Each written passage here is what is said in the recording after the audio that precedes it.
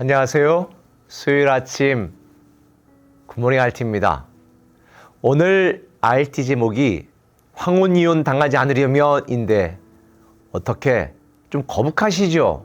어느 한 노부부가 있었습니다. 그래서 딸 둘을 잘 키우고 이제 막내딸까지 결혼식을 다 마치고 그리고 오면서 이 남편이 아내에게 말합니다. 여보, 이제 우리 막내딸까지 다 출가시켰으니 이제 우리 남은 인생을 재밌게 행복하게 이제는 좀 살아봅시다. 그랬어요.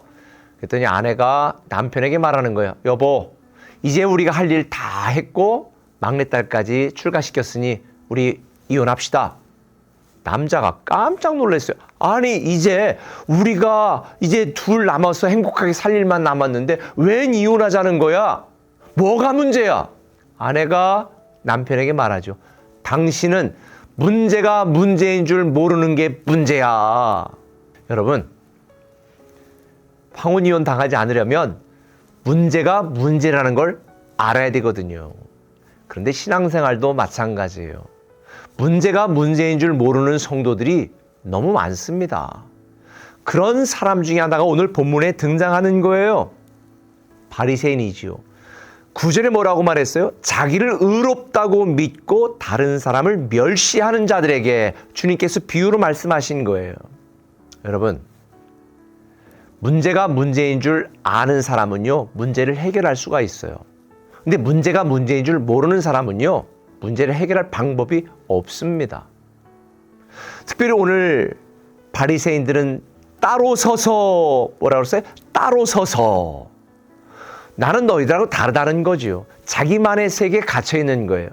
따로 서서 난 저들과 같지 않습니다 라고 자기가 기준된 삶을 살아가고 있습니다. 근데 또 하나 세리가 등장합니다. 근데 그 세리는 13절에 뭐라고 그랬습니까? 멀리 서서 감히 성전에 가까이 가지도 못하고 멀리 서서 내가 죄인입니다. 내가 죄인입니다.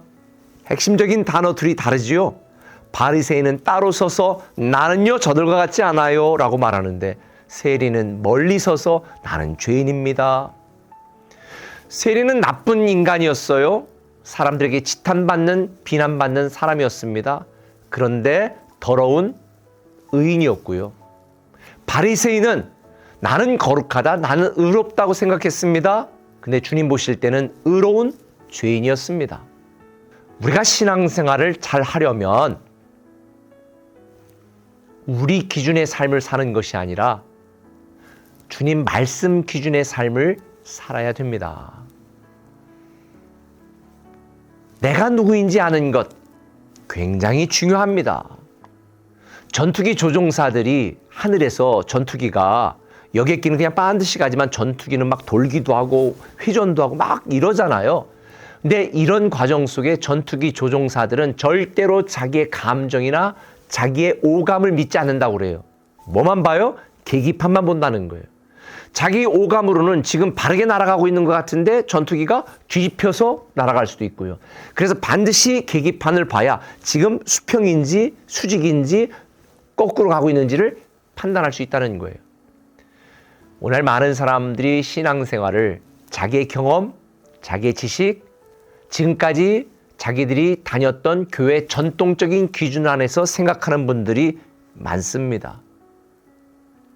그리고 자기가 기준이 되어서 저건 틀렸다, 저건 잘못됐다 이렇게 판단하고 평가하는 사람들도 많습니다.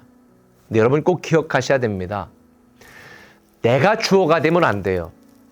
11절에 나는 다른 사람들과 같지 않습니다 그랬죠.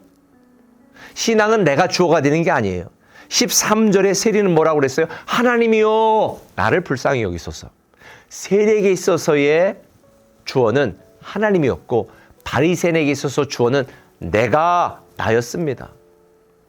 저는 우리 꿈에게 성도들이 신앙생활을 잘했으면 좋겠어요. 내가 기준이 되는 것이 아니라 하나님이 기준이 돼야 됩니다. 내 생각이 중요한 것이 아니라 하나님의 말씀이 중요합니다.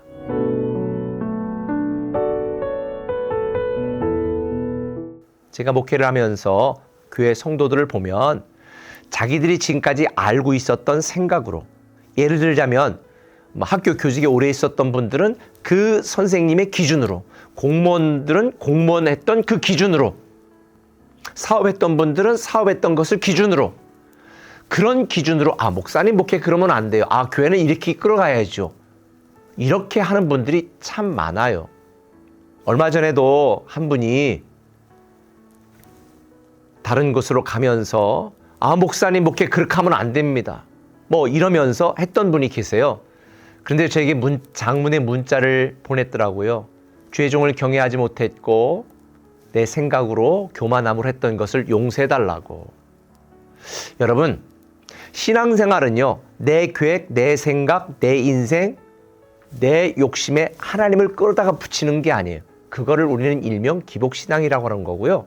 하나님의 뜻, 하나님의 말씀, 하나님의 계획에 내 삶을, 내 시간을, 내 인생을 조정하는 것이, 그게 진짜 신앙입니다. 저는 가능하면 복음의 본질과 이 말씀에 위반되지 않는 한 성도들의 편의와 성도들을 위하여 마치려고 굉장히 많은 노력을 하고 있습니다. 그러나 교회가 결정하고 하나님이 말씀하신 거에 성도들은 조정하고 따르고 순종해야 되는 것입니다. 그게 진짜 신앙생활입니다. 주님이 가르쳐준 기도에도 있잖아요. 내 뜻이 하늘에서 이루어지게 하여 주옵소서. 이게 아니잖아요. 하늘의 뜻이 나에게 이루어지게 해달라는 것이 주님이 가르쳐준 기도의 핵심입니다.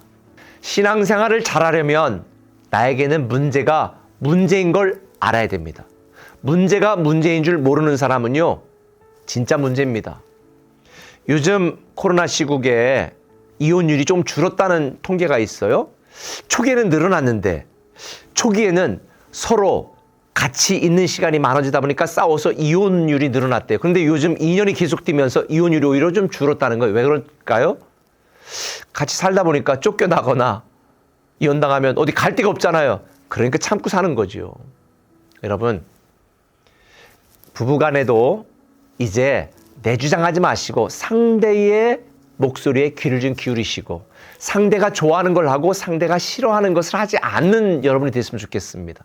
부모님들도 이제 부모의 권위를 가지고 자녀들에게 무조건 해, 이게 아니라 자녀의 소리에 귀를 좀 기울이고 자녀가 원하는 대로 좀 해줄 수 있는 부모가 됐으면 좋겠어요. 교회도 마찬가지예요. 나와서 목사님 이렇게 해야 됩니다, 저렇게 해야 됩니다, 하나님 이렇게 해주세요, 이게 아니라 하나님 나에게 말씀하는 대로, 가르쳐 주시는 대로 내가 따르고 조정하고 순종하겠습니다. 이게 바른 믿음 생활인 것 같아요. 저는 우리 꿈에게 성도들이 바리새인 같은 그런 성도는 하나도 없고, 세리처럼 하나님의 은혜를 구하고 하나님의 긍휼하심을 구하고 하나님의 뜻, 하나님의 계획, 하나님의 말씀에 내 인생을 조정하는 여러분이 되기를 예수님의 이름으로 축원합니다. 기도할게요. 사랑의 아버지 하나님, 내 뜻, 내 주장, 내 경험을 내세우는 것이 아니라 하나님의 말씀, 하나님의 계획, 하나님의 뜻에 순종하고 내 삶을 조정해가는 그런 지혜로운 신앙인이 되게 하여 주옵소서. 소리 질러대는 성도가 아니라 묵묵히 충성하고 섬기는 성도 되게 하여 주옵소서. 오늘 하루도 내 모든 삶을 하나님께 조정하고 순종해가는 그런 멋지고 아름다운 하루가 되게 하여 주옵소서. 예수님의 이름으로 기도합니다. 아멘. 숨어진 내 삶이 찾게